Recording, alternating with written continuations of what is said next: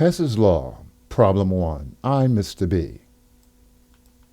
Hess's law states that the total enthalpy change, or delta H, during the complete course of a chemical reaction is the same whether the reaction is made in one step or in several steps, where the delta H of the reaction is equal to the sum of the heats of formation of the product minus the sum of the heats of formation of the reactants.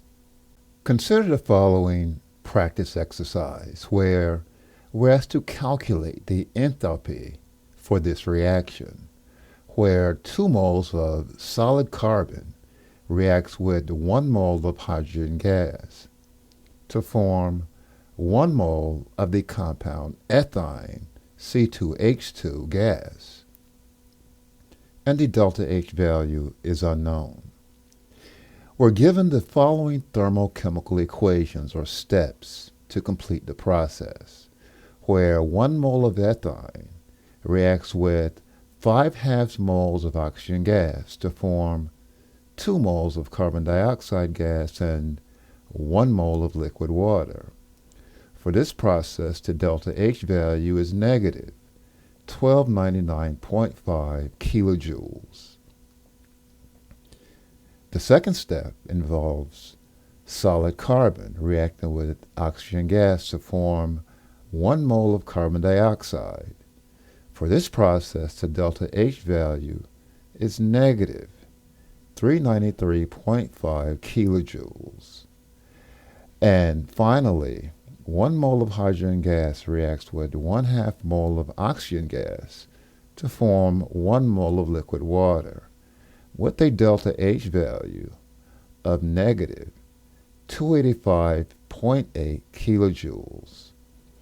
By rearranging and adding these equations together, we should then achieve the target reaction.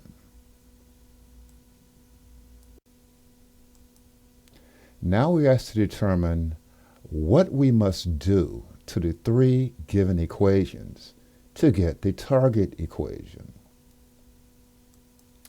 First, flip equation 1 so as to put C2H2 on the product side. Notice that the delta H now goes from negative 1299.5 kilojoules to a positive 1299.5 kilojoules. Second, multiply the second equation by 2 to get 2 moles of carbon on the reactant side. Notice that the delta H value must also be multiplied by 2, going from negative 393.5 kilojoules to negative 787 kilojoules. And finally, do nothing to the third equation because we need 1 mole of H2 on the reactant side. Now we must determine what cancels during the process, remembering that what appears on the reactant side in one equation and the product side in another equation are called intermediates, and they will be consumed during the reaction process. So first we cancel 2 moles of carbon dioxide in the first and second equation.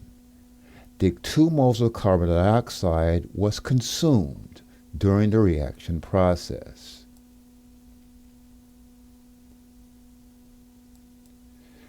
Next we cancel 1 mole of water in the first and third equation, where 1 mole of water was consumed during the reaction process.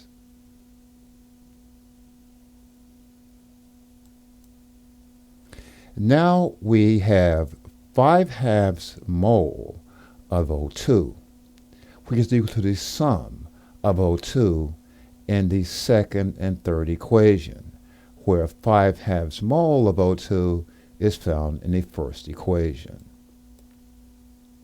So we cancel O2 from all equations.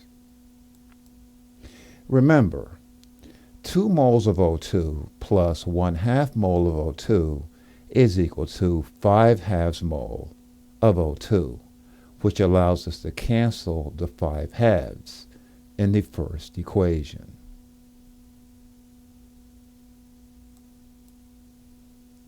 Now we add up the delta H values from each step, where we get plus 1299.5 kilojoules plus negative 787 kilojoules plus negative 285.8 kilojoules. So the delta H for this reaction, where 2 moles of carbon reacts with 1 mole of hydrogen gas to form 1 mole of C2H2 gas, or ethine, is actually positive 226.7 kilojoules. This concludes my lesson on Hess's Law, Problem 1. Thanks for watching.